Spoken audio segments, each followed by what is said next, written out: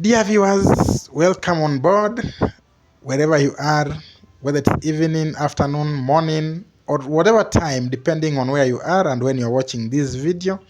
This is Kweli Chungu TV, YouTube, and 046 Brother Power TikTok, your home of entertainment, education, and information. And our main aim is to educate, inform, and entertain you to our level best and to the best you can like. Dear viewers, feel most welcome. As usual, I'm your presenter, the one and only Brother Power, and on the one and twos is none other than Edna. Welcome on board. Dear viewers, kama kawaida. There are things that even you try to keep off, you can't. Unajua, sometimes people would say, I have a problem with the Nyamira County government. The Nyamira County government, particularly the current regime under Governor Amos Kimomi Nyaribo, my good namesake, yes, is really a problem to persons with disabilities. I can tell you for free that today, if we were to point out, even among the chief officers or the ECMs, you would get at least there's one or two or three who really hate the disabilities. Why do I say that? It is not trickling down even to officers, junior officers. Last time I said, it is so unfortunate that in this county, hata ukienda kwa department ya agenda, department ya agenda, which is the mother department on matters disability, you will never get a record. The best this regime has done is to make sure disability is divided and frustrated. Yes. The best this regime has done is to speak a lot of goodies on paper. But when it comes to implementation, it is pure persecution and innocent molestation of persons with disabilities.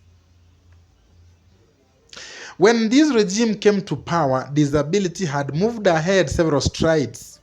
Today, we are back almost same way we had gone ahead. Yes. No employment for persons with disabilities, no services, no health care, imposed taxes, imposed levies. When our people are processing their license for businesses, they are never done. People, the enforcement officers are everywhere molesting our people. Go to the hospital up here, Nyamira level 5 problems. And this is where now my talk is today. One day, I talked about the director of medical services, none other than Jared Oeba, my namesake. Hey, Eugenia, hey, okay. Amos Kimomi Nyaribo, I'm Jared Wilberforce Nyaribo. Jared Oeba, I'm Jared Wilberforce Nyaribo. Sawa tu. When I talked about it, that Dr. Oeba was promoted to a docket, I can comfortably say he understands not, particularly on matters of disability.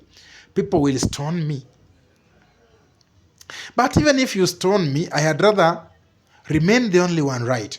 In as much as I know, it is wrong to be right when the government is wrong. I don't know what bewitched our dear Governor Nyaribo.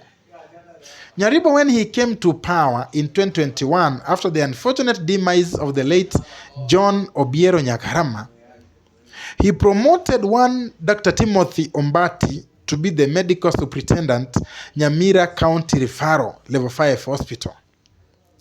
What Timothy Ombati did, he introduced payments and levies on matters disability, including assessments, to a tune of 1,200. It was ranging between 500 and 1,200. It did not matter where you came from. This is something that had been tackled before, but when Timothy came, because he wanted to please his boss to get a better seat, he was awarded, he became the medical superintendent, and they began taxing persons with disabilities even for assessment. He was so arrogant as a medical superintendent. Yes, when Governor clinched the seat again in 2022, still he made Timothy Ombati ECM for health. Then Ombati and his clowns got better chances to even oppress the PWDs the more, because Ombati declined all the concerns of persons with disabilities, including meetings, right from being a med soup to the ECM. That wasn't enough. Ombati then messed Nyaribo. Wherever they did to each other, he went. I see him on TikTok wanting to be governor. My brother, kuna siku mrefu. Today, we have another guy, another fella called Dr. Oeba, who is the director of medical services.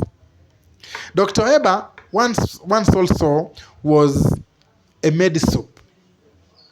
I don't know. Before he was, promoted and elevated to be the director of medical services, we had problems with him because he was never in the office.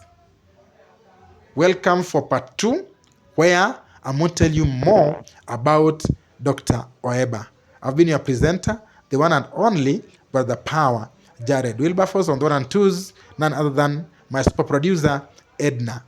Bye-bye.